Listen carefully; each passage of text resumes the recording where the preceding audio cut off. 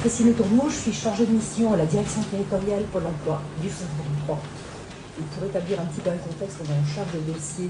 Moi, je suis en charge du plan migrant, mais j'ai affaire des experts ici, donc vous me pardonnerez des fois je ne ferai pas les cartes, mais les hésitations que vous pourrez mettre en place. Au niveau contextuel, chaque direction territoriale, donc chaque département, a un référent plan migrant. Donc on a ce plan migrant avec les arrivées dont on a parlé depuis le début de la matinée. On a également l'accord cadre avec l'OFI qui nous permet d'aller sur un public plus élargi de primo-arrivants. On pourra en reparler. Mais c'est vrai que voilà, on essaie de créer une dynamique. Alors qui est facile en Montréal, comme je dis toujours, c'est un petit territoire et on a un partenariat très actif et de proximité. C'est un peu plus compliqué. Nous, Pôle emploi, on s'approprie, même s'il y a des agences qui sont très mobilisées, parce qu'il y a des CADA chez elles depuis des années. On parlait de Séclair. Les quartiers nord de Clermont sont très impactés et connaissent bien leur sujet. Et ces missions, si on veut résumer Pôle emploi et ce qu'on peut mettre en œuvre, nos missions principales, c'est accueillir, inscrire, indemniser, et ça on en a parlé, l'ATA, voilà, il y a aussi les incertitudes de la fin de l'ATA prochainement, et accompagner. Et c'est peut-être là que si on parle de l'insertion professionnelle, parce que c'est mon registre, même si on le circonstancie dans le sens où on sait que s'il y a des problèmes de logement, s'il y a des problèmes de français, s'il y a des problèmes je veux rester quelque part où je me suis implantée, voilà, nous on a à faire aussi avec ça. Voilà, le contexte global, donc on va y revenir peut-être en détail. Je disais moi, mais c'est surtout le rôle de Pôle emploi sur cette notion. Bonjour à toutes et à tous, je suis Agnès Fontana, je suis directrice de l'accueil et de l'accompagnement des étrangers et de la nationalité à la Direction générale des étrangers en France au ministère de l'Intérieur. Notre mission à l'ADAN, c'est l'intégration, c'est-à-dire l'orientation, la formation linguistique, la formation civique et au-delà, l'enclenchement d'un véritable parcours d'intégration, donc intégration professionnelle, intégration tous azimuts, pour les personnes qui bénéficient d'une protection, mais aussi pour les primo-arrivants d'une manière générale. C'est-à-dire que le public de l'ADAN, c'est les réfugiés, mais pas que. Ce sont tous les primo-arrivants, donc au sein duquel nous ne distinguons pas entre les réfugiés et les autres, même si nous avons bien perçu qu'ils ont des besoins particuliers et des vulnérabilités particulières. Donc je pourrais vous parler au fil des questions des actions que nous mettons en place et de celles que nous nous proposons de mettre en place. Bonjour, donc Virginie Lasserre, je suis également à la Direction générale des étrangers en France du ministère de l'Intérieur. Et moi, je pilote le département de l'accueil des demandeurs d'asile et des réfugiés. Donc le département qui gère toutes les structures en A, dont on parlait tout à l'heure, donc ATSA, CADA, HUDA, mais on gère aussi les CAO. Voilà. Donc on aura l'occasion, je pense, d'en reparler tout à l'heure. Et je pilote aussi le sujet plus spécifique donc de l'intégration des réfugiés, voilà, qui nous intéresse notamment aujourd'hui. Bonjour, donc Ahmed Chtevat, directeur de l'asile à l'OFI. OFI en charge de la coordination du dispositif national d'accueil qui comprend les structures qu'on vient d'inviter Madame Lasserre, CADA, TSA, etc. et CPH, et qui assure également le versement de l'ADA aux demandeurs d'asile et d'une certaine manière le suivi de l'ensemble du dispositif d'accueil. On en parlera tout à l'heure. Voilà. Je crois qu'Ahmed Chtevat avait décidé de nous faire une petite présentation sur les enjeux. Alors je vais commencer par le frustrer parce qu'il y avait des tableaux qui devaient passer derrière nous, mais je vais lui demander un petit peu, sans les images, grâce aux chiffres, de nous faire un petit peu une présentation rapide de la situation et des enjeux actuels. Et après, effectivement, on pourra débattre.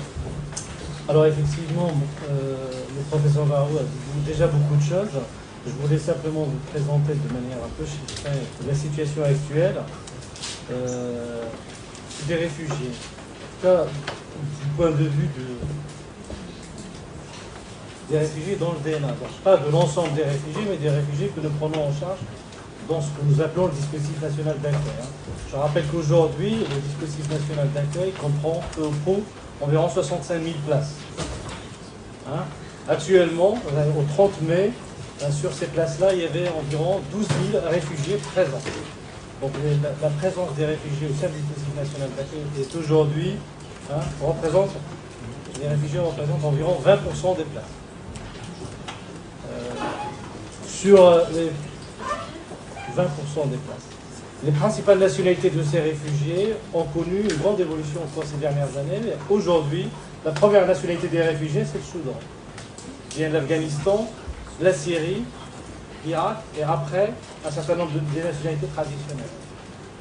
Avec donc un grand changement, c'est la première fois qu'on a cette nouvelle hiérarchie des nationalités. Et le Soudan, l'Afghanistan, la Syrie, l'Irak représentent plus de la moitié des réfugiés que nous avons. Ce qui est également un point important au sein de cette population de réfugiés que nous prenons en charge, c'est que 52% de ces réfugiés sont des personnes isolées. Alors qu'auparavant, au sein du DNA, on avait essentiellement des familles de réfugiés avec des familles. On cumule en réalité deux difficultés. On a 52% de réfugiés qui sont des isolés, mais on a également 20% de ces réfugiés qui sont des familles composées d'au moins 5 personnes. Donc on cumule deux difficultés. Une part importante de personnes isolées, souvent hommes isolés, mais également 20% des réfugiés sont des familles composées d'au moins 5 personnes. Autre point important, c'est que 80% des réfugiés que nous avons dans le DNA ont été reconnus par l'OFPRA. Ce qui veut dire que la durée de leur présence sur le territoire, entre le moment de leur arrivée en France et l'obtention du statut, est très courte, est plus courte qu'auparavant, puisque l'essentiel de ces réfugiés a été reconnu dès la première instance. Ça change beaucoup par rapport à des réfugiés que nous connaissions auparavant, qui étaient dans nos structures pendant 24 mois au moins avant d'avoir le statut. Donc 80% des réfugiés reconnus dès la première instance, c'est énorme. Ça constitue en réalité une rupture par rapport au régime et au traitement de l'asile il y a quelques années. Donc quand on regarde les sortants, parce que ces réfugiés, bien évidemment, sont soumis à des délais de sortie, c'est 3 mois renouvelables une fois. Aujourd'hui, bien que la durée de présence, bien que la part des places occupe de 20%, le dispositif fonctionne tant bien que mal, point que la présence indue, ce que nous appelons la présence indue de réfugiés dans le DNA, c'est-à-dire les réfugiés qui restent dans le DNA au-delà des 6 mois, elle est contenue, elle est maîtrisée à 4% des places occupées. Et sur les 5 premiers mois, plus de 6500 personnes réfugiées sont sorties du DNA. Sur les 6500 personnes sorties du DNA, soit une moyenne de 1500 réfugiés par mois qui sortent du DNA, 54% sortent donc, grâce à un accès direct au logement. Et 11% grâce à une admission en CPH. Donc le principal vecteur de relogement des réfugiés aujourd'hui, c'est le DNA.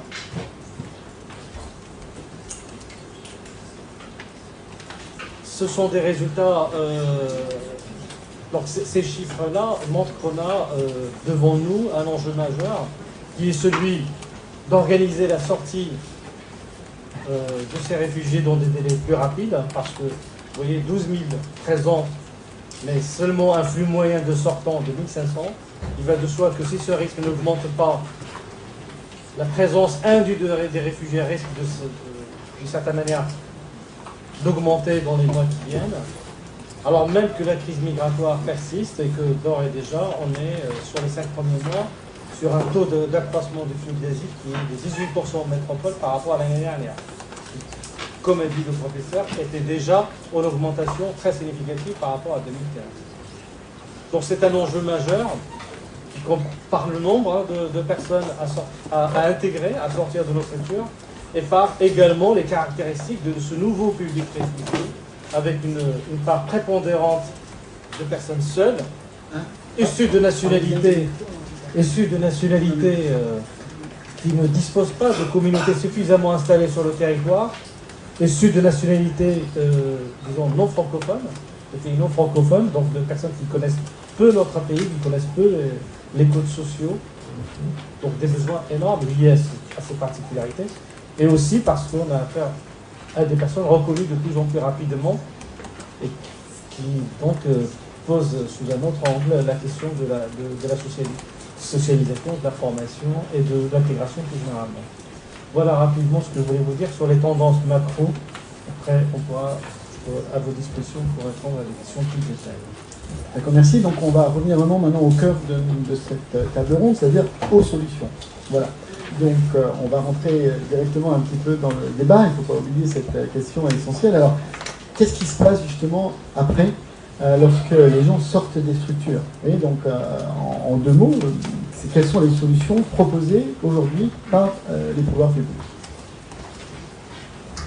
Allez, je vais prendre la main, mais ce n'est pas forcément la sortie des centres d'accueil. Nous, notamment pour la protection internationale, ils ont tout de suite un récépissé de séjour qui leur permet de s'inscrire à Pôle emploi et de bénéficier. Alors, on en a parlé, hein, il y a des typologies différentes, il y a des personnes qui n'ont jamais été alphabétisées dans leur pays, et il y a des hautes pointures, et effectivement la considération des problématiques n'est pas forcément la même. Donc on peut mobiliser, et ça les pouvoirs publics l'ont bien mis en avant, toutes les aides à l'insertion, qui peuvent être des contrats aidés, alors qui peuvent être de la formation, ça on peut en reparler. Il n'y a pas d'engagement aujourd'hui puisqu'on est sur une attente semestrielle, on va dire, pour pouvoir relancer des actions. On va les travailler en partenariat avec les différents acteurs. Et nous, si on souhaite les prendre très vite, c'est-à-dire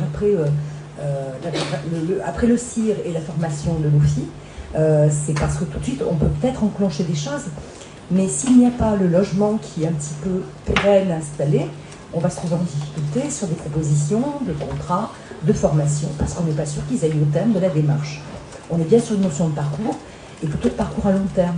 C'est pour ça qu'il nous faut identifier les personnes qui souhaitent véritablement s'installer sur les territoires, qui y ont intérêt, et pour lesquelles on va pouvoir mobiliser judicieusement, on va dire, les bonnes mesures, qui peuvent être très rapides. Alors, ça, c'est des choses qu'on a fait l'an dernier, qu'on a conduit au premier semestre, qui sont peut-être reconduites, je ne m'engage pas, mais des actions courtes de 150 heures de français langue étrangère à visée professionnelle, c'est-à-dire quelqu'un est proche de l'emploi, il a un métier, il a juste besoin d'acquérir du vocabulaire technique. Alors, je ne reviens pas sur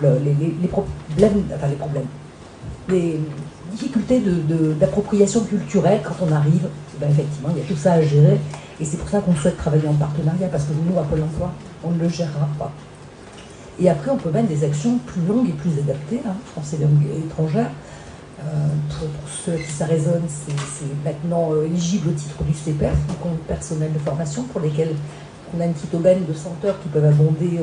Voilà, il y a plein de choses qui peuvent se construire. On n'est pas sur l'ingénierie de formation au sens propre, mais on est effectivement sur un ensemble de propositions qui peuvent être mobilisées, mais au bon moment et au bon endroit.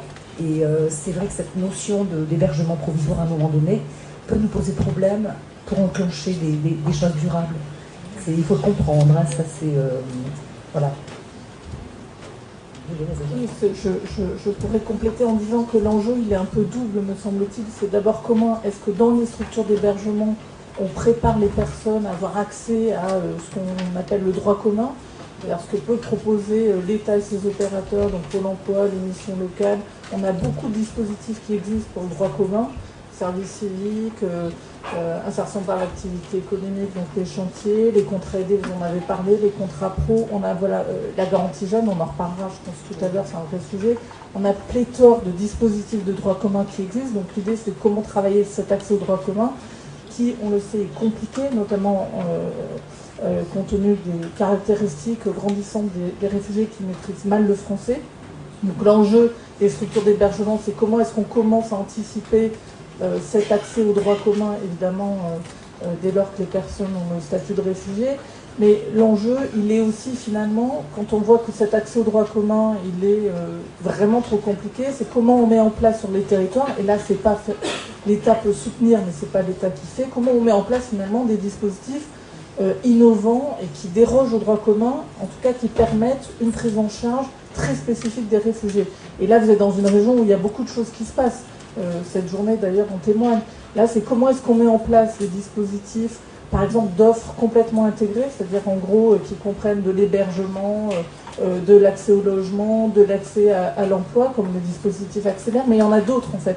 Donc l'idée de l'État, en tout cas, puisque vous nous posez que la question des pouvoirs publics et de l'État, l'idée de l'État, c'est à la fois de faire en sorte que les réfugiés puissent davantage avoir accès aux droits communs, c'est tout le boulot de Pôle emploi et autres, mais aussi comment est-ce qu'on peut vous soutenir dans des initiatives beaucoup plus spécifiques et construites un peu dans la dentelle de façon ad hoc pour les réfugiés. Et nous, notre boulot au niveau national, évidemment, c'est de pouvoir faire des échanges de bonnes pratiques, évaluer tout ça en lien avec le monde universitaire, c'est ce qu'on va commencer à mettre en place aussi, et disons, favoriser l'émergence, le développement des initiatives que vous prenez vous au niveau local. Et quand je dis vous, c'est à la fois le secteur associatif qui a un rôle absolument majeur, mais évidemment aussi beaucoup les collectivités locales. Voilà, il y a les collectivités locales, le secteur associatif et l'État. Je pense que c'est en construisant des réponses plurielles qu'on peut arriver à trouver des solutions. Côté d'AN, je peux vous dire un mot rapide de notre produit clé qui est le CIR, le contrat d'intégration républicaine, même si je pense que beaucoup d'entre vous le connaissent déjà. Donc le CIR est mis en place dès que la personne dispose d'un statut légal, protection internationale pour les protéger, mais aussi titre de séjour normal pour ceux qui arrivent par une autre voie.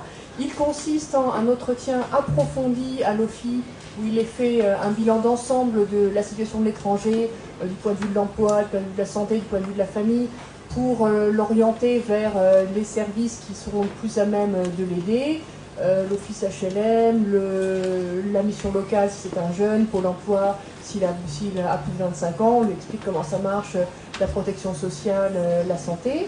Et puis des cours de langue avec des forfaits allant de 50 à 200 heures de cours de langue selon le niveau initial de l'étranger, et une formation civique qui est maintenant à 2 jours.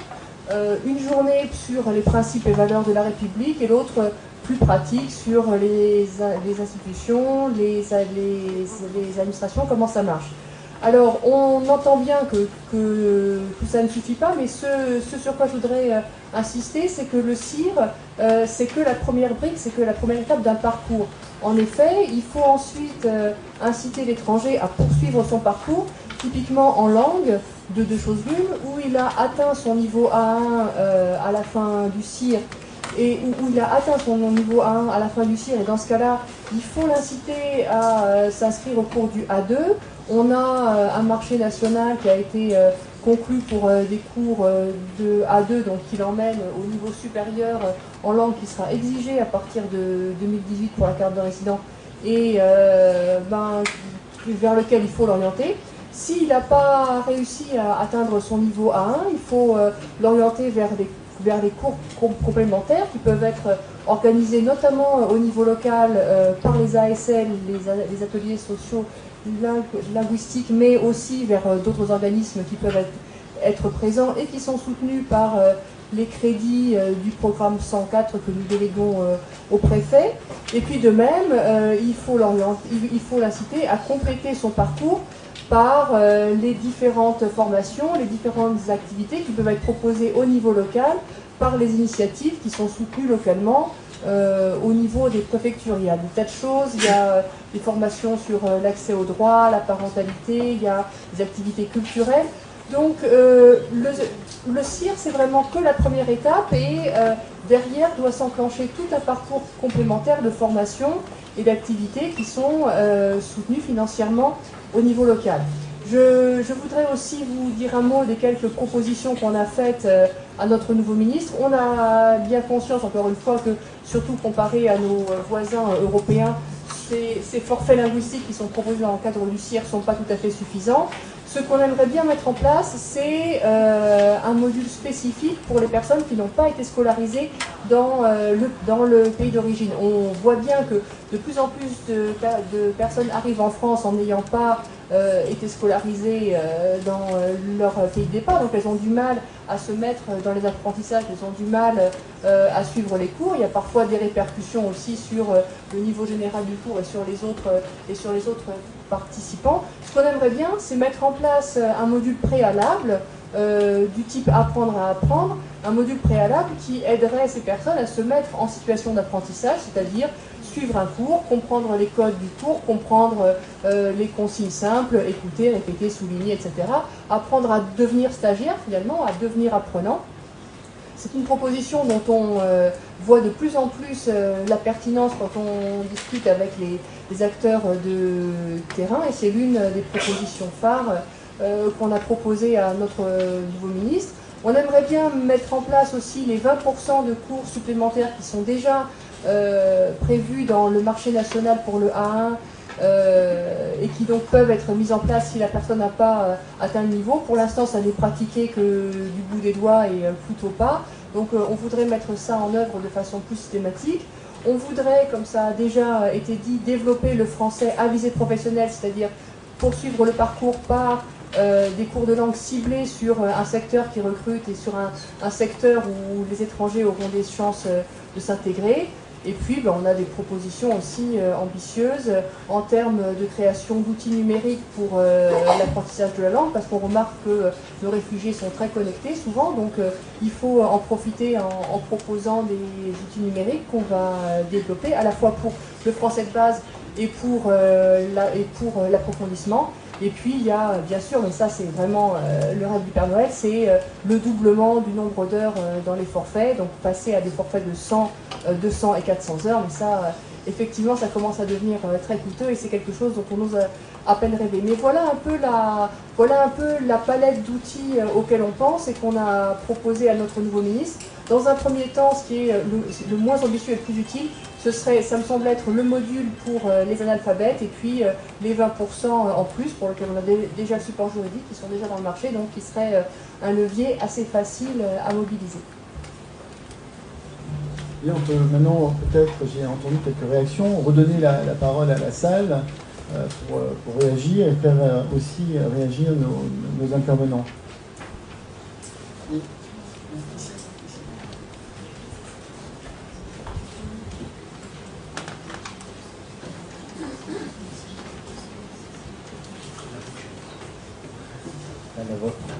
Oui, bonjour. Je voudrais poser une question. En fait, vous avez dit tout à l'heure, en fait, vous avez parlé de la fin de l'ATA. En fait, y a-t-il une allocation qui va la remplacer ou pas? Non, à ce jour, effectivement, j'ai pris des renseignements pour travailler sur des cellules de situations complexes et le problème de l'ATA est sorti. Non, il n'y aura pas de substitution. Au jour d'aujourd'hui, déclaré et officiel. Je ne peux pas vous dire qu'il n'y aura pas une réaction qui va prendre en compte, effectivement, ne serait-ce que pour les jeunes de moins de 10 ans qui ne peuvent pas bénéficier du RSA dans le cadre de la protection internationale, un régime de substitution. Mais je ne le sais pas, j'ai posé la question la semaine dernière. Oui, j'ai pas de retour. Côté ministère de l'Intérieur, on peut vous confirmer qu'il n'y aura pas de compensation et pas d'allocation qui compensera la fin de l'ATA. Et voilà, ce qui pose la question mais plus générale de toute façon des moins de 26 ans, donc il faudra qu'on parle ensemble. Ouais. Après, moi, j'avais une question. Allez-y, votre question là, allez-y. C'était par rapport au dispositif national d'accueil que M. Faybat disait qu'il fallait que ça tourne, effectivement, et que pour laisser la place et que les réfugiés puissent être relogés rapidement. Mais sur le terrain, c'est hyper complexe en termes déjà de relogement et en termes des gens qu'on accueille, en fait. Ils sont, souvent, ils ont de gros soucis de santé, en termes de langue, c'est complexe. Et du coup, reloger des gens rapidement, il y a d'autres problématiques, la problématique de l'exil, qui fait aussi que voilà, les gens, ils sont un peu, psychologiquement, c'est pas si simple. Et voilà, sur le terrain, de dire qu'il faut que ça tourne. Nous, là, je suis travailleuse sociale dans un centre d'hébergement qui a un dispositif CPH, et c'est pas, voilà, les gens dans 9 mois, renouvelés une fois 3 mois, on se dit, mais ça va être délirant, en fait. Et voilà, c'est une petite remarque. Alors, je peux peut-être dire 2 mots quand même de ce sujet. Évidemment, en plus vous êtes en CPH, donc vous êtes quand même plutôt bien outillé normalement sur la sortie des réfugiés dans le logement. On fait une journée d'ailleurs, j'espère que vous venez, on fait une journée jeudi uniquement sur voilà, l'émission de CPH. Alors, ça dépend des territoires. Il y a des territoires quand même où le logement et la DIA, la délégation interministérielle à l'hébergement et à l'accès au logement qui est représentée là pourra le confirmer. Il y a des territoires où les choses sont plus simples. Quand on à Saint-Étienne par exemple, territoire assez détendu du point de vue du logement, trouver un logement social, honnêtement, c'est très simple. Il y a une vacance qui est énorme. Donc la situation et la complexité dépend vraiment de la situation du territoire. Après, nous, ce qu'on prône et ce qui est quand même beaucoup utilisé, ce sont les baux glissants, avec les systèmes d'intermédiation locative qui permettent quand même de porter le bail assez longtemps, et ça fonctionne plutôt bien, avec des systèmes de reprise de bail ensuite des réfugiés. Voilà, il y a plein de choses à faire. Encore une fois, voilà, les choses vraiment dépendent de la situation des territoires. C'est pour ça d'ailleurs qu'on essaye de faire en sorte que les réfugiés qui sont dans des structures, dans des sites plutôt en zone très tendue, comme l'Île-de-France par exemple, mais certaines parties de votre région aussi, puissent trouver des logements ailleurs, dans des zones plus détendues. Sachant que tout ça est un peu complexe parce qu'il faut matcher ça avec la recherche de l'emploi, donc il faut qu'on puisse travailler davantage avec Pôle emploi pour que là où on peut trouver des logements en zone détendue, on puisse travailler sur les métiers en tension avec Pôle emploi, les grandes entreprises, etc. Donc c'est ça qu'on essaie de travailler davantage au niveau national. Mais encore une fois, il y a des outils que vous pouvez davantage utiliser, on en reparlera lors de la journée CPF, mais l'IML en fait partie. Il ne faut pas se méprendre sur mes propos. Quand je disais qu'il faut que ça tourne, je dirais par la force des choses. On a aujourd'hui une pression importante de la demande d'asile. On a un dispositif qui est passé en quelques années de 20 000 places à plus de 65 000 places. Et donc se dit cette politique d'accroissement des places ne peut pas continuer à l'infini. Donc à un certain moment, il va falloir bien utiliser la ressource actuelle. Et pour un certain nombre de réfugiés, aujourd'hui, le passage par le DNA est très bénéfique. Ce qui permet à la fois un accompagnement dans le cadre de la procédure d'asile avec des résultats qui sont largement reconnus et qui permet également un accès au logement dans des conditions largement favorables. Et pour beaucoup de réfugiés, le DNA finalement est une bonne solution. Il va de soi qu'un certain nombre de réfugiés ont besoin de davantage. Et que donc il faut accompagner les solutions, les instruments de droit commun par de l'accompagnement. C'est ce qui est un petit peu d'une certaine manière fait, puisque à côté de l'accès au logement en droit commun, en bail direct, sans accompagnement, il y a des dispositifs qui permettent plus ou moins d'accompagnement. Il y a le dispositif CPH qui, après avoir vu sa capacité stagner pendant 20 ans à 1100 places ou 1160 places, aujourd'hui est en train de dépasser les 2000 places.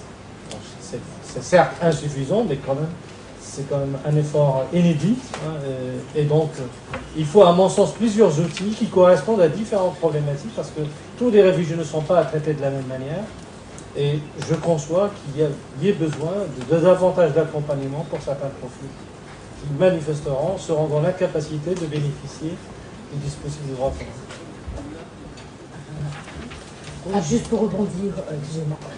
Juste pour rebondir, c'est vrai que sur les publics spécifiques, on en a parlé, mais pour les jeunes de moins de 26 ans, c'est la garantie jeune. Hein.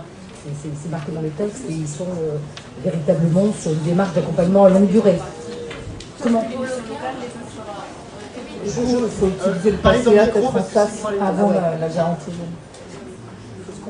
Il y a PACA, oui, il y a plein de choses d'évolution en cours. Alors on va répondre d'abord aux questions. Ouais. Oui, c'est pas une question. Alain Boutan, directeur départemental de la cohésion sociale. On n'entend pas. Vous m'entendez ? Oui. Alain Boutan, directeur départemental de la cohésion sociale du QT. Alors c'est pas une question, c'est une observation par rapport à ce qui vient d'être dit sur la question de l'apprentissage de la langue française. Il me semble que l'État a fait beaucoup d'efforts sur la question de l'accueil, l'ouverture de CAO, donc je mettrai un focus sur les migrants, on appelle les migrants. L'État a fait beaucoup d'efforts en matière d'ouverture de CAO. Nous avons été rapides, nous avons fait aussi sur la quantité qui nous était demandée d'accueil, d'ouverture de capacité. Aujourd'hui, c'est 2 CAO dans plutôt bientôt 3 et bientôt 4, hein, donc on va passer sur des choses qui sont quand même conséquentes. Mais je crois qu'on n'a pas pris l'ampleur, on n'a pas pris conscience de l'enjeu qui est devant nous sur l'intégration des personnes. Donc je crois que c'est un message que je souhaiterais passer et une remontée, parce que vous êtes venu de Paris pour effectivement nous donner des informations. Il faut aussi qu'on vous donne des informations issues du terrain. Voilà.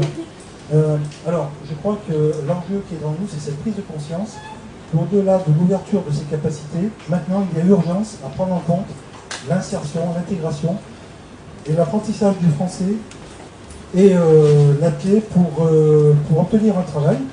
Donc il y a urgence à s'organiser et à mettre en place un dispositif, un peu comme on a ouvert des CAO, il faut qu'on mette en place un dispositif intégré, parce qu'il n'y a pas que le français, il y a le logement.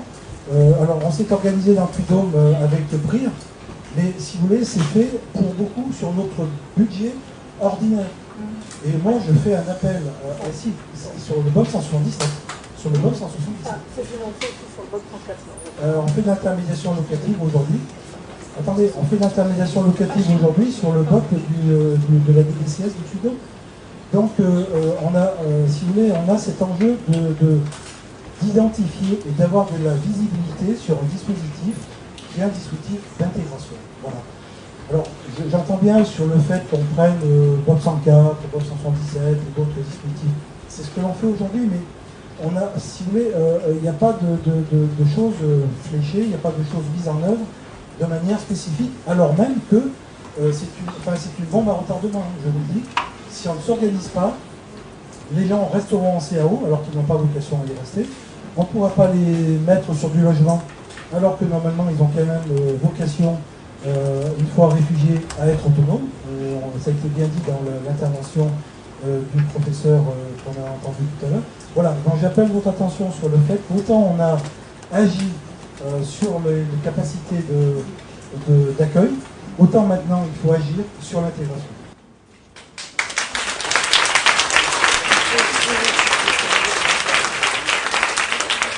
Juste pour dire que ça rejoint exactement ce que je disais tout à l'heure, c'est que la priorité, c'est de développer ce que j'appelais les offres intégrées. Parce que je pense qu'effectivement, c'est ça qui répond à la question.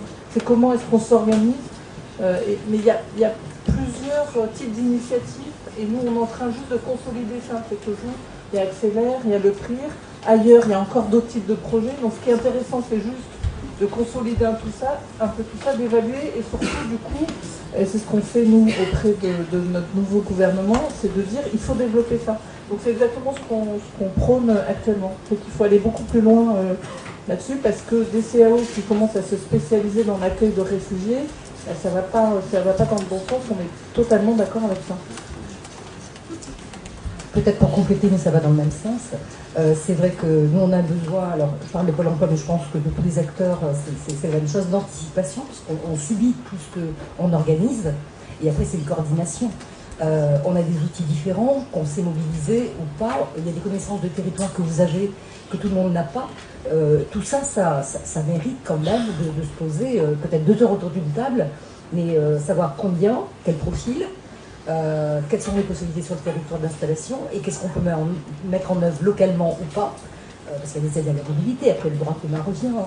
Mais voilà, qu'on ne démarre pas 3 mois après l'arrivée, même si l'OFI a fait beaucoup d'efforts justement dans le côté raccourci de l'entrée dans le contrat d'intégration et les mises en place de français, ça c'est clair et c'est un préalable, on est bien d'accord. Mais si on veut en enclencher, il faut déjà avoir nous-mêmes une notion de parcours validée pour dire eh ben, on y va, ou on attend que la personne soit posée sur le lieu qu'elle privilégie pour, je ne sais pas moi, un regroupement familial, une destination qu'elle a en tête. Et là, on mettra en place le parcours. C'est pas la peine d'entamer des choses qui vont le pénaliser très pratiquement, parce qu'on sera encore sur un échec quelque part. Hein, et on prend bien en compte la situation d'arrivée de ces personnes. C'est pas forcément... voilà. Donc soyons, anticipons et coordonnons. Moi, ça me paraît déjà être un peu la base du travail qu'on pourrait faire ensemble, et que ce soit associatif, État, enfin voilà, tous les acteurs qui sont à un moment donné concernés. Une question là-bas. Oui, bonjour. Donc je suis Cécilia, je travaille actuellement à l'association C'est Clair, donc dans le service d'hébergement d'urgence pour les demandeurs d'asile. Ma question c'était par rapport à l'accès au CIR. Donc, puisque aujourd'hui, je suis avec ma collègue, nous sommes en train d'accompagner une personne qui a obtenu le statut de réfugié. Et par rapport justement à l'accès au contrat d'intégration républicaine, nous constatons qu'il est relativement long. On nous a dit à partir de septembre qu'il pourrait y accéder qu'à partir de septembre du mois. Donc on se demande, est-ce qu'il est envisageable que les personnes, lorsqu'elles ont obtenu le statut, qu'elles puissent accéder à cette formation de façon plus précoce, puisqu'elle détermine pour certaines personnes comment dire ça, une insertion professionnelle avec des billes pour après en fait. Bien sûr. Je vous remercie beaucoup pour votre question et en même temps, je m'étonne un peu parce que justement c'est un problème dont nous avions conscience et que nous pensions avoir résolu puisque nous avons mis en place au niveau des systèmes d'information un dispositif permettant aux réfugiés d'entrer dans le CIR dès qu'il a son récépissé, dès qu'il a sa notification de statut de réfugié et sans attendre qu'il ait fait effectivement tout le processus de reconstitution de son état civil et d'obtention de documents en bonne et due forme. Donc pour nous, on avait mis en place un dispositif où dès le récépissé du statut de réfugié ou de protégé, la personne pouvait entrer dans le CIR. Donc votre question m'indique que ça ne s'est pas forcément matérialisé sur le terrain, mais c'est quelque chose auquel on s'est attaqué. Donc, sans doute, c'est des problèmes de mise en œuvre, des problèmes locaux, mais... Non, la mise en œuvre, je peux répondre. Allez-y, le micro. Ça fonctionne. La difficulté qu'on a aujourd'hui, c'est qu'effectivement, ça fonctionne très bien. Hein. On a été les premiers à le faire sans attendre même que le ministre. On a été les premiers à abonder notre base de convocation avant qu'effectivement ça se passe au national, parce qu'on sait très bien que le focus il est mis sur le temps court pour convoquer les réfugiés. C'est ce que je vous disais tout à l'heure. La difficulté, c'est qu'aujourd'hui, le nombre de personnes convoquées a triplé en un an, et qu'aujourd'hui, 60% du public, en moyenne sur les 4 départements, ce sont des réfugiés, les signataires du CIR. Et sur certains départements, on atteint 74% des signataires du CIR qui sont des réfugiés. Donc, quelque part, effectivement, c'est que nos délais se sont rallongés en termes de convocation, parce qu'on a plus, effectivement, à convoquer, mais le temps va se réduire, et en plus, il y a les vacances. Donc, effectivement, aujourd'hui, la base, le temps court de convocation, ça fonctionne. On a effectivement priorisé un public, c'est les CAO, pour qu'ils signent vite le CIR, pour qu'ils puissent vite rentrer après sur la formation linguistique, pour qu'après, effectivement, ils puissent sortir le plus rapidement possible des CAO. On a plus de 500 places de CAO. Donc c'est un effet de masse en fait, c'est un problème de file d'attente. Oui. Oui, c'est pour ça qu'on est là, c'est pour parler anticipation. Muriel Joly a demain, et en particulier quand on enquête sur le temps vous m'entendez ? Quand on enquête sur le temps qu'il faut entre le statut de réfugié et l'accès aux cours, je ne parle pas du premier rendez-vous CIR, mais le premier cours de français et FLE, eh ben c'est entre 6 mois et 1 an. Oui. Je veux dire, 6 mois et 1 an. Je parle d'une enquête générale, d'une moyenne, c'est beaucoup. Alors, tout le monde fait comme il peut. Je pense aussi, et c'est pour ça que je voulais intervenir, c'est que l'appel d'offres auprès du prestataire qui fait ses heures de cours, il a des contraintes lui-même, il a gagné un marché, il doit remplir son cours, et donc il met ses propres contraintes en avant. Et donc, monsieur, vous commencerez vos premiers cours dans 4 mois. C'est vraiment décalé par rapport à la réalité des besoins que nous avons, et je reprends le terme d'injonction paradoxale. Il doit sortir du centre d'accueil, mais il aura son premier cours 6 mois plus tard. C'est juste pas possible. Et pour les jeunes moins de 25 ans, ils vont pas être accueillis à la mission locale s'ils ne parlent pas français. Ils ne peuvent pas. C'est pas une mauvaise volonté de la mission locale. Ils ne peuvent pas. Donc, je crois que ça... moi j'ai un peu anticipé, il faut qu'on anticipe sur ces questions-là. Oui, je peux juste répondre, effectivement, là pour le coup, c'est pas général à toute la grande région, parce qu'on a réussi quand même à ouvrir en cas d'urgence, je le dis aux prestataires, enfin aux différents centres, quand on a plus de 5 personnes à faire rentrer en formation, on les fait rentrer en formation. il y a le prestataire qui est là, donc il pourra aussi répondre et puis voir aussi la problématique que ça pose. Et effectivement, aujourd'hui, on l'a fait. On ne le fait pas pour les autres publics primo-arrivants, mais on le fait pour les réfugiés. On ouvre un groupe à 5 personnes. Et le prestataire a accepté, même si ça lui a été compliqué. Mais c'est pas partout sur la région Auvergne. C'est les 4 départements de la région Auvergne. Je parle pas de la région. Je crois qu'il y a pas mal de gens qui veulent réagir, donc je donne la parole au fond de la salle. Juste un exemple, moi, sur Grenoble, là, on a une personne qui a eu son statut en juillet 2016 et qui a commencé les cours en février 2017. Donc voilà, c'est... Allez-y. Oui. Moi, je voudrais revenir un peu sur l'initiative de cette journée. Quand on a décidé entre nous, dans la coordination, de choisir cette thématique de travail, on l'a fait parce qu'on était tous sur un constat partagé. C'est que malheureusement, d'un territoire à l'autre, on ne retrouve jamais les mêmes contours de prestations, de conditions d'accès aux droits, d'investissement des différentes institutions, et que ce soit au niveau des structures comme les CAF, la Sécu, que ce soit au niveau des collectivités territoriales, des départements. Et je vais parler de notre région qui était invitée aujourd'hui, qui a décliné l'invitation, alors qu'ils sont eux-mêmes porteurs de moyens et de moyens d'action sur la question de la formation, notamment à visée professionnelle. Voilà. Donc on a fait ce constat-là. Ce constat, il se double d'un deuxième, c'est que l'accès à une protection internationale, aujourd'hui, permet à un réfugié ou un bénéficiaire de la protection subsidiaire d'intégrer la cohorte des précaires. Voilà. C'est comme ça que l'intégration commence pour ce public-là. C'est rejoindre la cohorte des précaires avec soit l'accès au RSA pour ceux qui peuvent en bénéficier, soit parfois le néant pour les jeunes de moins de 25 ans qui sont statutaires en termes de ressources. Le deuxième point, c'est que passer la question du CIR, qui a ses mérites et qui sont, je pense que tout le monde pourra en convenir, limités, la question du logement se règle toujours à un moment ou à un autre. Par contre, une fois que le ménage, la personne est dans son logement, qui va le chercher? Qui est là pour le traîner vers de la formation, pour promouvoir sa situation individuelle? Cette question-là qui est pas réglée. On se rend compte qu'aujourd'hui, à chaque fois qu'on pose la question de besoin en cours français, besoin d'accompagnement, on parle toujours de coûts. Mais moi, je pense qu'il va falloir qu'on change de braquet, car il faut arrêter de parler de dépenses. Moi, je pense qu'il faut qu'on parle d'investissement. Parce que, effectivement, ces publics-là, Ahmed l'a rappelé tout à l'heure, 40% des isolés ont une famille à faire venir ici. 40% des réfugiés statutaires isolés ont une famille à faire venir ici. Si eux-mêmes ne sont pas capables d'avancer sur leur intégration, que se passera-t-il quand la famille va les rejoindre sur le territoire? Donc aujourd'hui, les conditions elles sont facilitées et heureusement, c'est très bien comme ça. Que va-t-il se passer?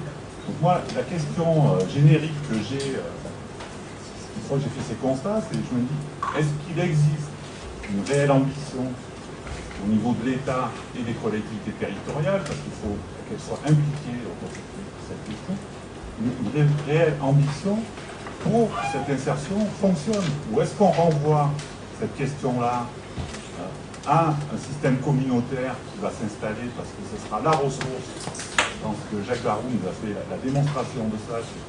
Ça peut être une ressource que vont trouver les personnes sur le territoire.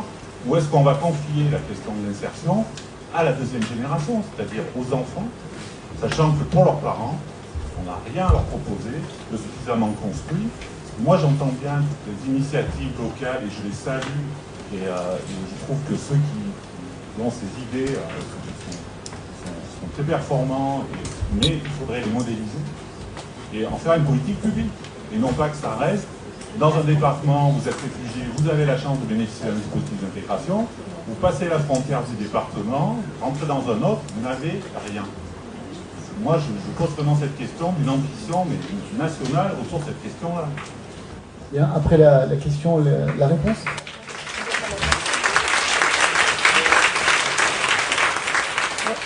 crois qu'on est absolument d'accord et ça va encore dans le sens de ce que j'essayais de dire tout à l'heure, c'est-à-dire comment est-ce que nous, au niveau national, on essaie de capitaliser ce qui se fait sur les différents territoires pour pouvoir faire des propositions en matière de politique publique, sachant qu'on est absolument convaincu qu'effectivement un accompagnement spécifique dans le logement est absolument nécessaire. D'ailleurs, il faut savoir que ça s'est complètement expérimenté depuis 1 an et demi maintenant sur un public particulier qui celui des réfugiés relocalisés, qui bénéficient au titre du plan migrant, parce que ce sont des gens venant de Syrie, Irak, Érythrée, avec la crise du plan migrant particulièrement vulnérables. On a mis en place du coup pour la première fois un accompagnement social sur 1 an par des associations. Voilà, donc on a mis le pied à l'étrier sur ce type de public-là. Mais la question que vous posez, elle se pose sur tous les territoires. Nous, on l'entend tout le temps. C'est-à-dire comment est-ce que, effectivement, une fois que les gens sont dans le logement, on continue à les accompagner pour qu'ils puissent bénéficier soit de dispositifs innovants, soit d'accès au droit commun. Je crois qu'il y a la DIAL. Oui, bonjour, Thibaut Lobidec, je suis chef de projet à la DIAL. Voilà, je voulais juste confirmer effectivement ce qui a été un peu dit. Je crois que c'est déjà un premier constat, c'est que le logement, l'accès au logement est un élément clé à la fois pour l'insertion des réfugiés, aussi pour la soutenabilité de la dispositif, du DNA, de l'hébergement d'urgence, de l'ensemble des choses. Ce que je peux partager avec vous, c'est effectivement le fait qu'on a développé au niveau national un dispositif à travers la plateforme nationale de logement des réfugiés qui prévoit cet accompagnement systématique. Et dans la salle, je suppose qu'il y a un certain nombre d'acteurs qui travaillent sur la mise en place de cet accompagnement post-CADA pour tous les réfugiés, notamment les relocalisés, mais aussi ceux qui font l'objet d'une mobilité à travers la plateforme nationale, qui portent ses fruits, qui permettent quand même d'accélérer la sortie sur le logement. Alors, c'est pas de l'intégration, mais c'est au moins avoir un premier accès à l'autonomie, et je pense que ça facilite effectivement la capacité à trouver des solutions de relogement. Ce que je peux vous dire, c'est qu'effectivement, on fait face à un certain nombre de difficultés, notamment liées à une pénurie de logement, qu'on va essayer d'y remédier. On pense que c'est effectivement une des clés d'une réponse nationale via notamment une meilleure répartition des réfugiés sur l'ensemble du territoire qui correspondent à un soulagement pour les territoires à tension, mais aussi à répondre à des besoins locaux des territoires. Donc on a beaucoup de communes qui sont mobilisées, qui sont effectivement très allants pour travailler sur cette intégration des réfugiés. On comprend bien effectivement que ça ne suffit pas, qu'il faut poursuivre ce travail, qu'il faut généraliser cet accompagnement des réfugiés dans le logement. Il ne s'agit pas effectivement juste de les faire sortir et puis de plus se poser la question qu'est-ce qui se passe après, mais il faut les suivre sur le temps long. Donc on va continuer à travailler. Nos idées, c'est effectivement de travailler sur la mise en réseau des acteurs, des initiatives, améliorer nos systèmes de partage d'informations, de mobilisation de la plateforme, travailler l'intégration sur le temps long, et aussi travailler sur le suivi. Donc je vais déjà vous informer et remercier tous les acteurs qui acceptent de répondre à nos sollicitations sur l'évaluation des dispositifs, sur le suivi des relogements qu'on met en place. Je sais que c'est chronophage. On vous sollicite assez souvent pour avoir des retours sur que sont devenus les relocalisés, que sont devenus tous les réfugiés qui peuvent être accompagnés dans le logement post-CADA. Donc voilà, c'est un point très important parce qu'on travaille notamment pour voir comment se passe l'accueil des réfugiés dans les territoires ruraux. C'est un point très important. Comment se passe l'utilisation des 1500 € qui sont mis en place sur le BOP 177 dans un très grand nombre de cas, et je sais que c'est un enjeu central et que c'est très varié suivant les départements. Donc merci effectivement à tous les acteurs des services déconcentrés de l'État parce qu'on sollicite beaucoup les DDCS pour nous apporter leur éclairage, et merci aussi à tous les opérateurs de contribuer à nous alimenter sur comment se passe l'intégration 6 mois après la sortie des CADA, 1 an après, et voilà, sachez juste qu'on va continuer à travailler ce volet-là et à essayer de pouvoir vous apporter à travers la plateforme nationale de logement des réfugiés un certain nombre de pistes complémentaires pour faciliter le logement rapide des réfugiés en sortie de CADA. Merci. D'ailleurs, un certain nombre de ces points seront repris cet après-midi, notamment dans les interventions. Alors, je voudrais aussi qu'on aborde une question qui a commencé à être abordée, notamment la question de la garantie jeune. Voilà, je n'ai pas oublié tout à l'heure, vous allez dire, on va y revenir. Je crois qu'il y a pas mal d'intervenants concernés par cette question, donc je ne voudrais pas qu'on oublie ce point. Oui, alors il y a le ministre local et j'ai vu qu'il y avait quelques-uns d'entre vous qui étaient présents aujourd'hui qui pourraient parler peut-être des difficultés à intégrer. Est-ce que le français langue étrangère, vous le ressentez, à quel étape de leur parcours les personnes entrent. Est-ce que c'est on va reparler des garanties jeunes et de ces objectifs, mais on a aussi des partenaires comme les PLI, hein, je ne sais pas si ça concerne plusieurs d'entre vous. En fait, on a des prestataires, nous, Pôle emploi, sur lesquels on peut diriger des personnes dans ce contexte. Quand on a levé les freins principaux, quand on est un petit peu sûr de la durée du parcours qu'on va enclencher. Donc voilà. Donc peut-être les garanties jeunes, je ne sais pas si vous connaissez, parce que c'est vrai que c'est notre public, hein, là sur le coup, sur le plan migrant, primo-arrivant, etc. On est véritablement sur un public jeune, masculin, pas masculin, voilà, à définir. Peut-être besoin de vos retours, mais peut-être aussi besoin de rentrer dans le détail de cette prescription qui est complètement inscrite dans les textes. Alors, juste pour peut-être dire ce que vous pensez tous, c'est-à-dire que c'est très compliqué de faire entrer des réfugiés en garantie jeune. Alors pour autant, la loi le permet, on l'a redit dans deux instructions du 10 novembre et du 10 novembre 2016 et de décembre 2016. Oui, c'est possible de mettre des réfugiés en garantie jeune. On l'a redit, les UT directs, qui fait passer le message à tous les services de l'État et aux missions locales. Oui, c'est très compliqué de le faire parce que comme il y a un premier SAS collectif dans l'entrée du parcours garantie jeune, on demande que les gens parlent français au moins et à un niveau minimum. Mais oui, c'est quand même possible. Quand on tricote, on l'a fait avec des missions locales hyper allantes, avec des UT directs qui sont derrière, avec des membres du corps préfectoral qui portent le sujet. Oui, c'est possible sur des territoires de mettre quand même des réfugiés qui n'ont pas forcément le niveau A1 en garantie jeune. On l'a fait sur des territoires. Voilà, c'est compliqué, mais ça se fait. Après, maintenant, vous savez qu'il y a un dispositif qui s'appelle PASEA, qui permet aussi aux personnes d'avoir un minimum de ressources, parce que c'est ça l'enjeu, hein, c'est de proposer une solution avec un minimum de ressources pour que les jeunes puissent avoir accès à un logement. Donc il y a des systèmes, donc le nouveau dispositif PASEA qui permet aux jeunes finalement d'avoir aussi des heures de formation linguistique complémentaires du CIR et qu'on peut utiliser en SAS finalement avant la garantie jeune. Donc c'est ce qu'on est en train aussi de prôner pas mal sur les territoires.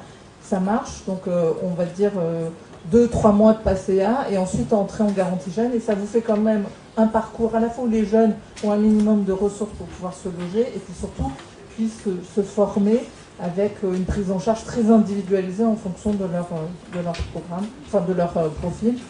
Tout ça, vous pouvez aussi le travailler étroitement, c'est ce qu'on fait sur bon nombre de territoires, avec les foyers de jeunes travailleurs ou les résidences sociales jeunes, qui sont à même aussi, et il y a un protocole qui a été signé au niveau national pour faciliter tout ça, qui sont à même de prendre ces réfugiés dans du logement. Mais on sait que c'est très compliqué, donc c'est pour ça qu'on essaye, nous, et puis l'idée c'est de revoir ça aussi avec le réseau national des missions locales au niveau national. On essaye de mettre de l'huile dans les rouages par rapport à tous ces dispositifs.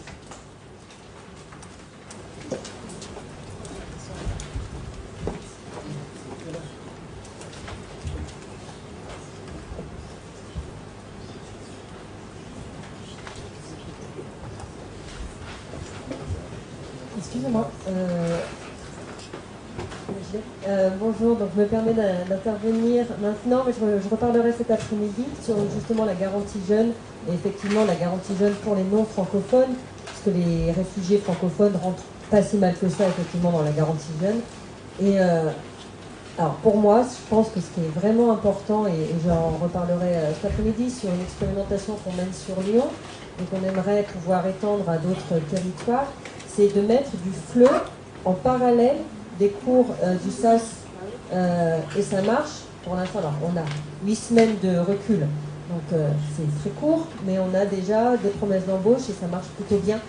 Donc effectivement, je pense que cette question de la solvabilité des moins de 25 ans, de leur permettre de sortir de la rue, parce que c'est quand même essentiellement aussi des gens qui sont à la rue, ça va aussi leur permettre une insertion réussie. Et j'en profite, j'ai le micro, donc je vais me permettre de le garder 10 secondes de plus. Il manque peut-être un acteur là autour de la table, et ce sont les collectivités territoriales et notamment les départements ou les métropoles qui gèrent le RSA. Parce qu'effectivement, on a les moins de 25 ans non solvables, donc voilà, on peut garantie jeune et autres moyens de les aider à devenir solvables. mais il y a aussi une grande partie qui sont bénéficiaires du RSA. Et je pense que c'est un acteur un peu incontournable aussi sur l'insertion des réfugiés, en proposant un accompagnement à ces bénéficiaires du RSA avec les financements collectivités territoriales qui existent déjà, et peut-être de mettre des acteurs, enfin en tout cas des opérateurs qui connaissent la spécificité de l'insertion des réfugiés, des migrants, notamment avec tout ce qui est fichier état civil OFPRA et autres réjouissances du démarrage de l'insertion d'un BPI. Merci beaucoup. Effectivement, on partage ce constat. Nous, on fait des dialogues territoriaux avec nos correspondants locaux et on voit que l'implication des collectivités territoriales, que ce soit les régions qui ont, comme ça a été dit, à leur disposition le bel outil de la formation pro, les départements qui sont les chefs de file en matière sociale, et puis les communes qui connaissent quand même bien leur terrain et qui ne sont pas sans moyens.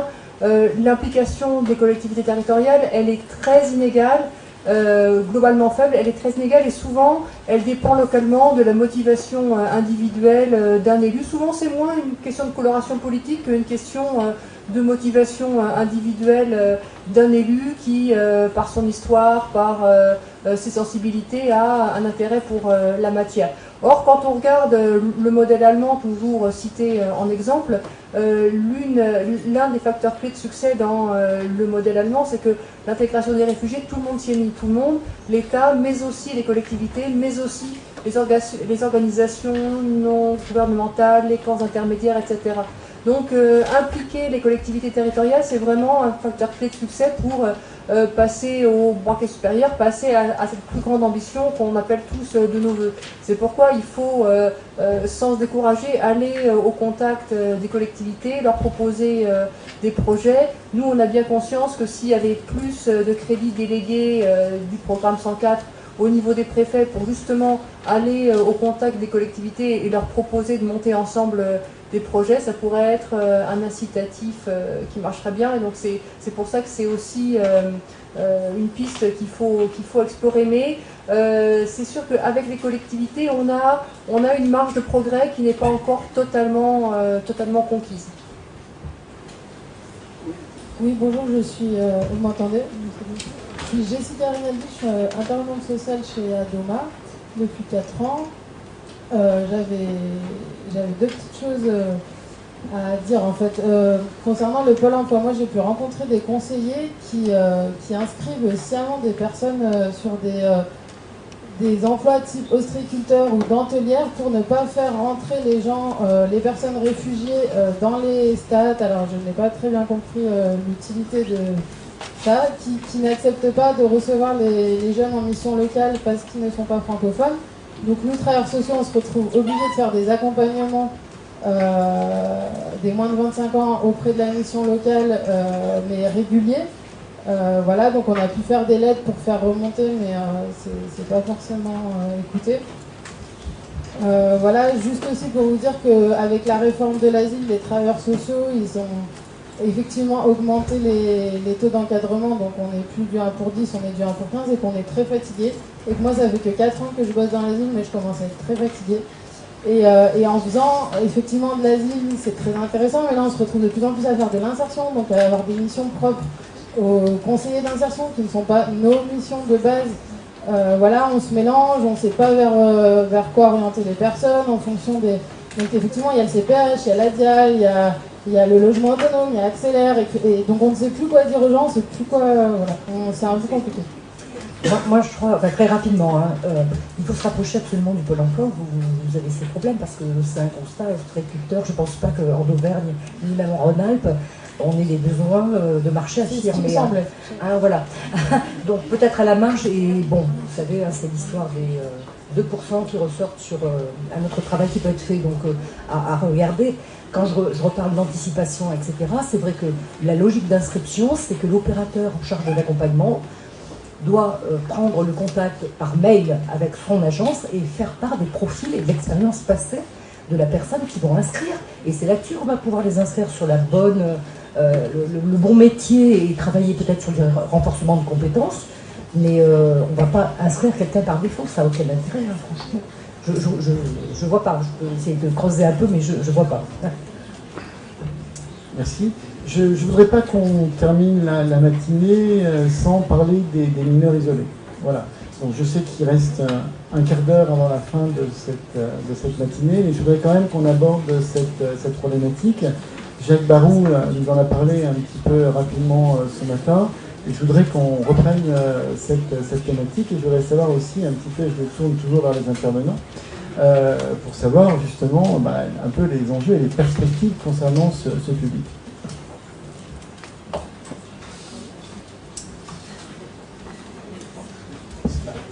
Enfin, c'est effectivement l'accueil des mineurs isolés, c'est une compétence essentiellement départementale. C'est pourquoi on peut regretter, comme l'a fait un des intervenants, que les collectivités locales ne soient pas présentes aujourd'hui. Sachez que via les fonds européens et notamment le FAMI, on subventionne plusieurs conseils régionaux. J'ai en tête l'Hérault, il y en a d'autres. On subventionne plusieurs conseils départementaux qui mettent en place des solutions d'accueil et d'accompagnement des mineurs étrangers isolés. Donc là où les collectivités font des choses, on peut les soutenir, notamment par les fonds européens. Voilà, donc une piste, c'est peut-être de susciter de la part du conseil départemental un projet qui pourra ensuite être soutenu. Mais on a conscience que c'est un problème numériquement croissant.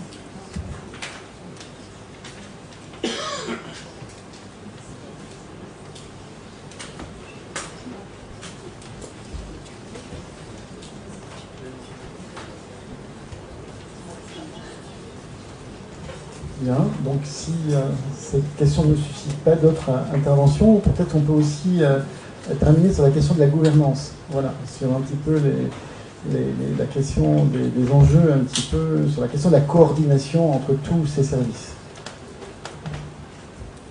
Alors pas de ces services justement, je crois que tout l'intérêt c'est de voir comment, et au niveau national et au niveau local, on peut mieux s'organiser, et l'État a son rôle à jouer évidemment, pour répondre aux enjeux qui étaient invoqués tout à l'heure. C'est-à-dire qu'en termes d'intégration, on voit qu'il y a une marche à franchir pour être à la hauteur des enjeux, qu'on s'est beaucoup concentré sur les questions d'accueil, on l'a dit tout à l'heure, et que là honnêtement, voilà, il faut vraiment progresser. On voit que notamment on est en retard par rapport à pas mal d'autres pays européens.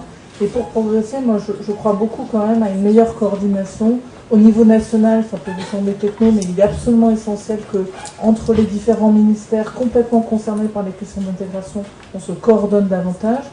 Donc c'est l'objet d'une réunion interministérielle qu'on a fait il y a peu de temps et qui va se réunir régulièrement, simplement pour que, avec Pôle emploi, avec l'OFI, avec le ministère du Travail, on puisse travailler un peu plus, par exemple sur la question justement de la garantie jeune et d'une garantie jeune un peu spécifique.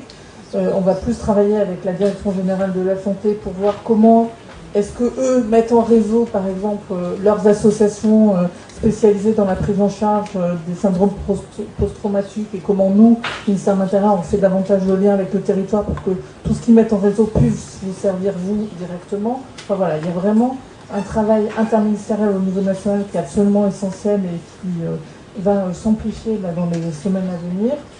Et puis, il faut qu'au niveau des territoires, et on devrait très prochainement sortir aussi une instruction interministérielle sur le sujet, il faut que sur les territoires, l'État puisse aider à la coordination des acteurs.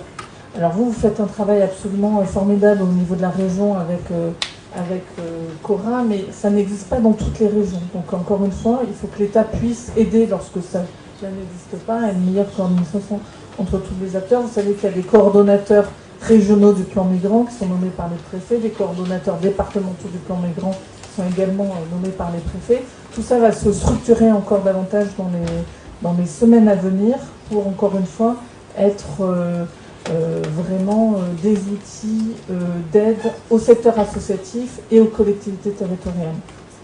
Tout ça animé par le niveau national, encore une fois, pour des échanges de bonnes pratiques et pour essayer d'être toujours très pragmatique et vous aider à trouver des solutions.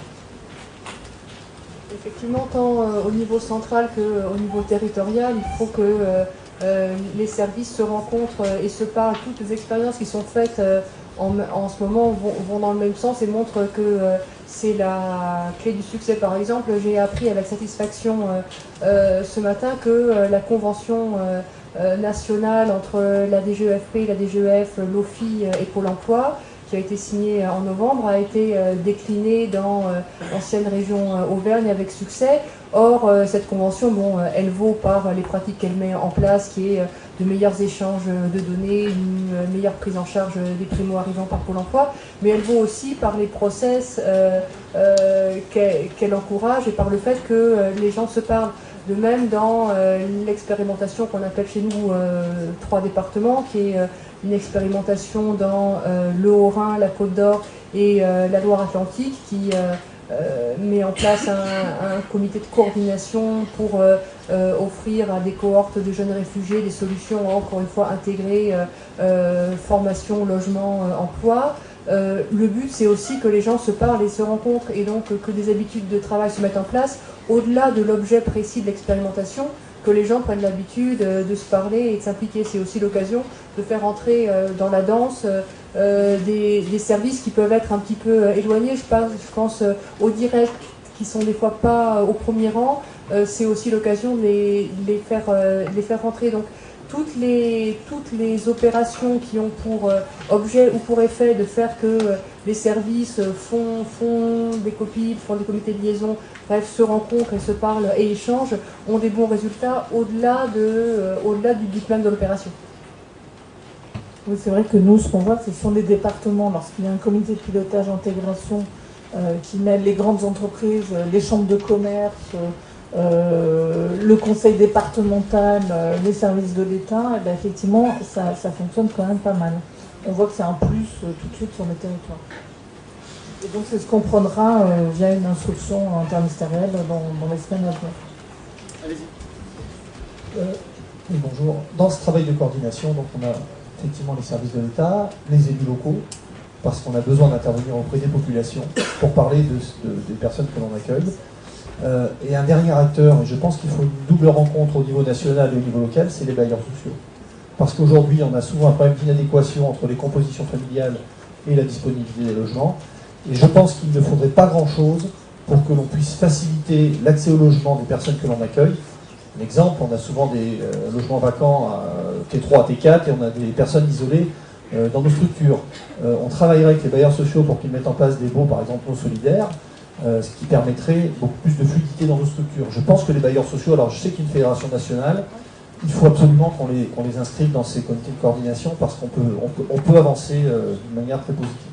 Alors, il y a des territoires où c'est déjà fait. Il y a des territoires, par exemple, j'étais en Loire il y a quelques mois, où il y a des comités interbailleurs animés par le coordonnateur départemental du plan migrant qui réunit les structures d'hébergement des demandeurs d'asile, les bailleurs, et qui étudie des cas individuels pour trouver des solutions dans le logement. Et ça se réunit tous les mois.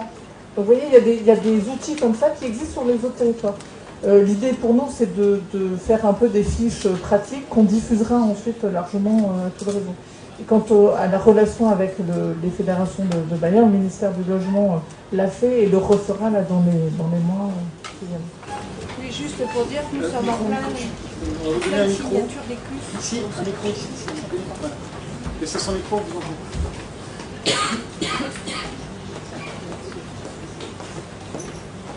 Non, juste pour compléter votre propos et dire que les collègues des DDT et des DREAL sont en train de travailler sur les conventions d'utilité sociale qui ont été revues par la loi égalité-citoyenneté et dont l'objet est de dresser effectivement le panorama des années à venir en termes de construction, de rénovation des logements, donc pour répondre à la question qui est posée.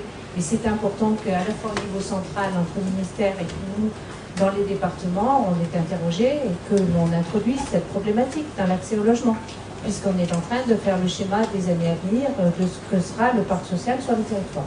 C'est l'objet des conventions d'utilité sociale qui doivent être signées là avant l'été.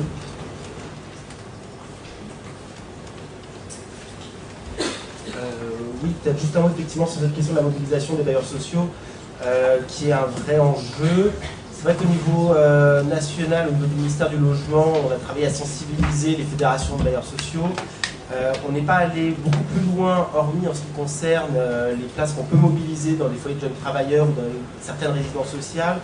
Mais on le fait avec une très grande prudence pour ne pas percuter ce qui peut être fait au niveau local en organisant une captation de logements au niveau national. Donc le travail de coordination et de mobilisation de places de logement avec les bailleurs sociaux doit être fait au niveau local. Je crois que c'est ce qui est fait notamment par Accélère. Et je crois que ça marche très bien. Effectivement, c'est une piste. D'autres départements, donc Virginie Lasserre a parlé de la Loire, il y en a d'autres qui commencent effectivement à mettre ça en place. Et c'est une vraie solution que localement de mobiliser les bailleurs sociaux par le biais de la DDCS ou du coordonnateur départemental du plan migrant pour trouver des solutions de relogement.